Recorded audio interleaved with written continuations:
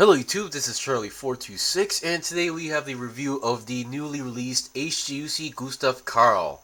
Now a lot of people, most people might have seen this for the first time in the Unicorn series, but those who already knew this, the Gustav Karl was first known to be really known in the Hathaway's Flash series. Or I wouldn't say series, but those who know the story or situation regarding that, they would be aware of the Gustav Karl. But anyway, a lot of people were really wanting the kit of the Gustav Karl, and it has finally happened.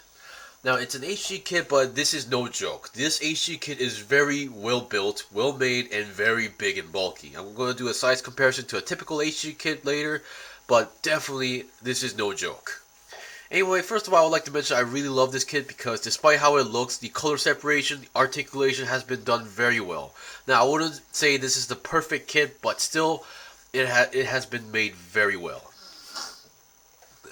So this kit came out yesterday, and I finished building this last night. Those who've been following my Facebook page might have seen some pictures and some notifications that I will be making a review today and uploading it as well. Anyway, despite all the stuff, we're going to talk about how I usually do, first with the components and then articulation and any other stuff that I need to mention. Okay, so first of all, what you get, of course, is the mobile suit itself. And then we get two multi-purpose hands on left and right. And then we get a trigger finger. Where is it? Okay, there we go. We get a trigger finger for the right hand and a Jagan beam rifle. However, this Jagan beam rifle is kind of odd because I've built like more than 10 Jagans variants. And they all had the hold and pick system. This one does not. So you can see there's no peg on the weapon or hole. Same goes for the hand. So which is the main only oddball of the part of this kit. I don't know why they did this, but oh well. It's no big deal because I can always swap out with a different Jagan beam rifle because I have a lot of them. So well, the way how it connects is pretty much your standard way. So the only difference would be that it might be a little bit wobbly on the wobbly side. Leftover piece wise, we get. So since we only get 3 hands and we get 4 of the hand covers, so we get 1 leftover hand cover. And then we get a polycap plate leftovers. Now the kit definitely shows signs of that they were trying to reduce polycaps, and I think they did a good job. Despite it still uses a good amount, but still, you can see some traits basically. And then we get 2 beam saber effect parts and 2 beam saber hilts. I took out one just to show you guys. To show how the beam saber works, and then this is a single piece beam saber hilt. It's not the 2-piece style. This is a single piece. And then we get a sticker sheet. Now I used most of them except for 2. Number 1 for this blue section that goes onto the antenna, and then the first one is for the main head camera that goes on the forehead because I don't know. I felt like I personally don't like covering up clear pieces. That's basically how it is. And these black stickers that goes onto the leg, which I will show you guys later. And then we get a shield that, a big bulky shield with a ball joint connector. And then the shield connector that goes onto the back. Okay, now let's go with the articulation. Actually, before the articulation, here's a comparison between a typical HG kit. Now, I just said at the start, this is no joke in terms of size. Here is a typical HG kit, or a normal HG size kit, and here is the Gustav Karl. You can see there's a big size difference in height and bulk. Now, depending on which master grade you would compare, it could be almost the same size, but it's still not as big as a master grade. I would just like to mention that. But still, it's no joke. Definitely has some bulk into it. So those who like to build like large or big kits, this is definitely going to be a nice treat for you. Okay, now let's go on with the articulation and stickers, of course. So with the head, the visor is actually a pink visor, and behind the visor is a red piece, I believe, which is connected to the chin, I believe. And then one of those stickers that I didn't use is supposed to go on here. Here's actually a clear piece that's connected to the visor. Once again, I'm not a big fan of putting stickers on top of like clear pieces. And here is one more sticker that goes onto the back head camera. And then this is the sticker that you're supposed to use, but I used the blue marker and it turned out okay, except for that extra smudge that you see. And the head articulation is pretty standard. It can go down that much, and then up that much, and then 360 is no problem at all since it's on a ball joint. And definitely the head was really fun to build. Okay, now let's look at the body. Now the body is the main body is the part that doesn't have much articulation for some reason. Well, obviously because how the cockpit section is like designed, it cannot go side to side, so yeah. But still, that's something I was expecting to happen with this mobile suit, so yeah. And on the backpack, we got 3 big thrusters and this part that connects the shield connector, yeah. And for the arms, well, the arm connector, the way how the arms are connected is through a ball joint. The ball joint is on the shoulder, and then the connector is the part that takes in the ball joint is inside the body, as you can see. So in this normal state, the shoulder can go forward and backward, pretty standard, and then it goes, there goes the arm. Now the arm connector might be a little bit stiff because this is not a polycap. This is actually a plastic joint. So normally the arm can go just normal state like this. This is as far as it can go in normal.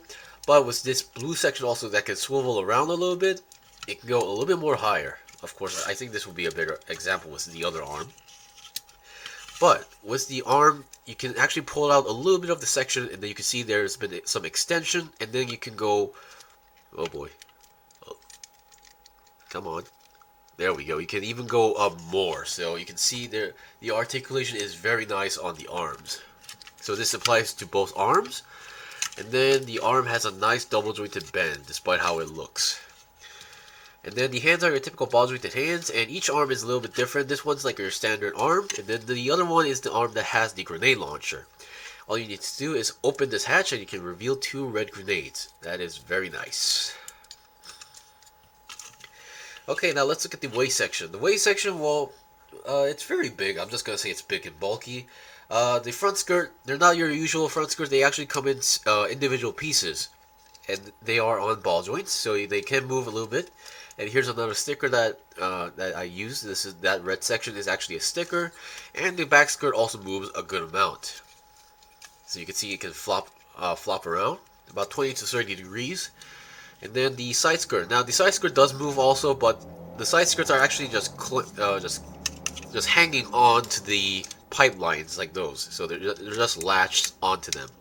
And this is where you store the beam sabers. You can see it can just open. However, this is the way how this is made is that these are just individual pieces. They're not like on a swivel. They're not like connected. They're just like individual pieces, and all you need to do is like flip it up. So that's how you store the beam saber.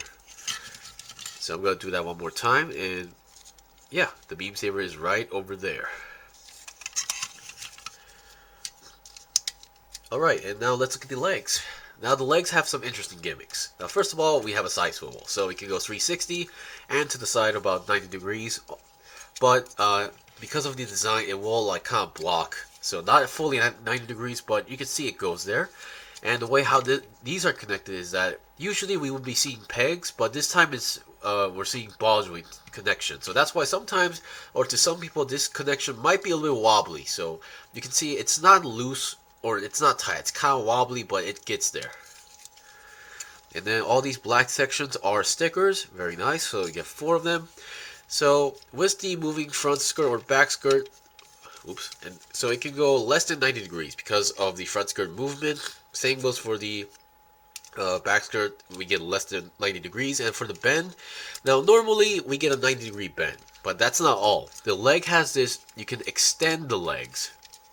Okay, so here we go. We can pull this out and you can see that extension, and then we have to pull this part, this armor part with the X down, and this allows the kit to bend the legs more. Of course, positioning the legs might be tricky because all these stuff going on, but the gimmick is there. Like I believe the Master Gesta had this gimmick. And lock it into place. That's actually a pretty fun gimmick when you think about it. And your feet are your typical ball jointed feet. The ankle guards I believe are also on. They're on a peg, I believe, for this one. So yeah, and then we have some thrusters on the leg. So we get 3 right over here. They don't actually move, so no need to worry. Yeah, yeah. Oh, actually, there's four. There's one more on the back of the leg, and then this one's actually on the polycaps, so you can move the thrusters if you want to do so. All right. Now we've seen the basic articulation. Now let's look at the equipment. Now, for the beam rifle, I'm just gonna skip that because it's your typical Jag and beam rifle. I think we've seen enough. There's nothing too special except for the wobbly aspect. And then we have the beam saber, which is pretty standard. Just plug it into the hand and you're good to go. Finally, we have the shield. Now, while you're building the kit, it's basically going to tell you to use this one first, and then just plug it in. And then on the ball joint, plug it in. And there you go. This is like how the standard Gustav Karl usually is. The shield is actually on the backside, which, when you think about it, is actually pretty a smart move. Because it's usually the back of a mobile suit that's always like, vulnerable. And then we have, since it's on the ball joint and it can move like that about 90 degrees or less than 90 degrees, and then it can go to the side. So if you're using this connection, you can only go to the side. You can't go to the front. And also this part also itself can move about around like 70 or 80 degrees. So that's another movement point. But you can also take this part out and then use the other connectors. So I'm gonna disconnect this, and then now this one you have to connect it to the side, because if you connect it to the back, it will not move to the left. So you have to connect this to the left. It goes in right there easily, and then to the front, and then reconnect the ball joint. And there you go. You can have the shield on the front like this, or you can swivel to make it go to the side like how the Jesta shield is always there. So yeah, so those who don't know, I believe the Gustav Karl was also like built or developed around the same era as the Jesta, or the same timing as the Jesta. So which is why we see some similar aspects or traits. Although kit-wise, it's a totally different kit, so you won't be seeing any Jesta parts. And that's pretty much it for the review. Now the only slight issue, as I mentioned, would be the beam rifle being a little bit wobbly, and sometimes I'm pretty sure some of you guys might have seen some pictures, but the top part might fall off a little bit easily like that. Well, technically not this part, the other part, but it works most of the time, so no need to worry about that. Being for a big and bulky kit, it has a good amount of articulation, so I say this kit is a success. Definitely worth to try, worth to purchase. If you have been waiting for a Gustav Karl kit, definitely go for it. Even for master grade only people, I would definitely recommend this kit as well. Anyways, thank you for watching the review. This was the review of the HGUC Gustav Karl. If you guys got any questions or requests, leave a comment below. I still have more stuff to buy and build and make reviews out, so please stay tuned. Until then, see you guys next time!